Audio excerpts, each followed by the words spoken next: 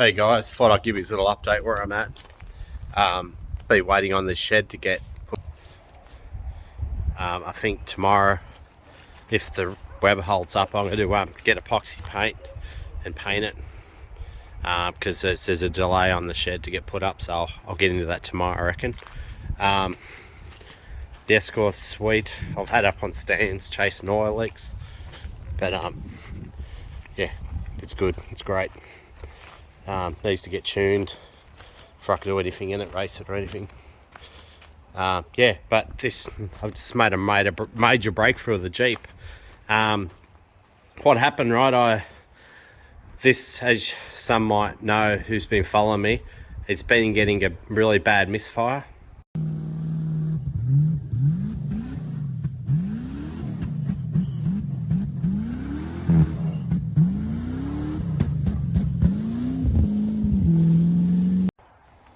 So yeah, had this bad misfire, and I've been going across all the forums, people saying it's a Jeep, they're unreliable, blah blah. These things are kick-ass cool when they're going right. It's just when they stuff up, you got to go chasing shit. But that's part of the fun, I find. It's a challenge. But I like to do things differently. I like to have cars that are unique. So yeah, what I've been doing, trying to chase this misfire. So I've replaced all the engine sensors, spark plugs, coils, fuel pump assembly, fuel filter, you name it, I've gone through. I've even got to the point where I've got another engine computer which is identical to this one, and managed to find a way of managing to get that to work on this car, and that was easy. But then I rewired the crankshaft and camshaft position sensors, so I just basically got universal wiring loom that you'd use for an aftermarket Holtec computer. So I had that left over, so I wired the cam, wired the crank.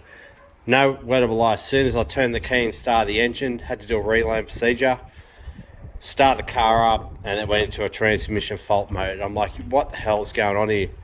So I thought, this car does not want to be fixed. So rather than going through the wiring, and because I've been talking to people and they said that should have nothing to do with the transmission.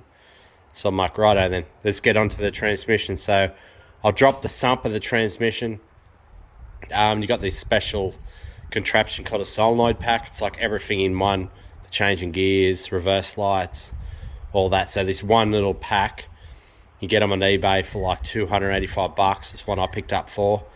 And then you get the ones that are just, you get second-hand ones. But I end up dropping the sump. You can drop the whole valve body, replace the solenoid pack, and then no wettable. As soon as I got it going, I put it in reverse, had gear, no drive gears forward. I'm like, what the hell? This is just a head fuck. So I'm like, righto. So the eBay did my nothing doing me. They're telling me that I've done something wrong. I'm like, righto. So I end up just driving 400 kilometres from where I am to a place called Sanctuary Point near Nowra, past Wollongong, if you come from Sydney. So yeah, picked up another transmission, $220, got it home, dropped the sump, got the valve body, didn't even take the solenoid pack off, I put it straight into this car. It's going again, sweet, but we're still in limp mode. So I'm like, what the hell? So I got underneath the car today, I replaced this pressure sensor for the transmission, and I've got onto this place in America called Rock Auto, and I bought on 3 new sensors for the transmission, but I'm waiting for them to turn up.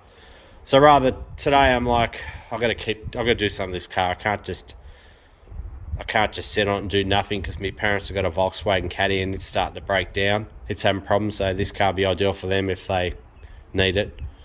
So yeah, I thought I'd just progress with it. So I've been going through the wiring, and I noticed that when I rewired the cam and the crank, I instantly got the limp mode, the solenoid, or the transmission fault. So I'm like, this ain't right. So then I just got on Google, and I got a transmission control module wiring. So transmission control modules here. So what I've done, I looked at the wiring for that, and I looked at all the pinouts and just seen what they are. And there's like 60 different pins, but not all of them are getting used. So I looked at it, and then I found one wire. It said crankshaft position sensor. I'm like, so this transmission control module, it needs a signal from the crankshaft. Who would have known? As soon as I wired that up, turned the key, instantly instantly out of limp mode, just like that. Righto, so then I thought I'd take out, this car had a ridiculously big battery. It's even to the point where it's hitting on the bonnet. So I'm like, yeah, that ain't right. I know a lot of people like to upgrade the batteries in them. So I was talking to the transmission mechanic about this car, and he said these Jeeps are so sensitive to the battery quality. I'm like, righto, yep, okay, I'll take that into account. I'll put this old knackered Escort battery in it. So I've done that. And yeah, took for a drive, and it runs like a charm. It doesn't miss, doesn't do anything wrong. It just runs great. So I think that hopefully at this point in time, that's the end of it. So it's just, yeah, matter of putting this back together, getting a wheel alignment, because it's got a 2-inch lift, got level springs, new shocks. So yeah, now I've fixed the transmission fault. I've got the reverse camera. Everything's great, just like it should be. So yeah, so far the car set me back. I reckon it'll be up around $8,000 now. Which I don't think's too bad myself.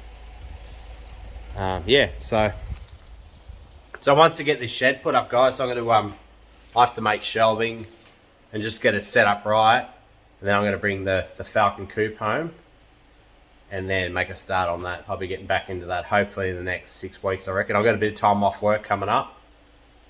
So yeah, that's when I can make the big move. Thanks for watching, guys. I'll chat to you later.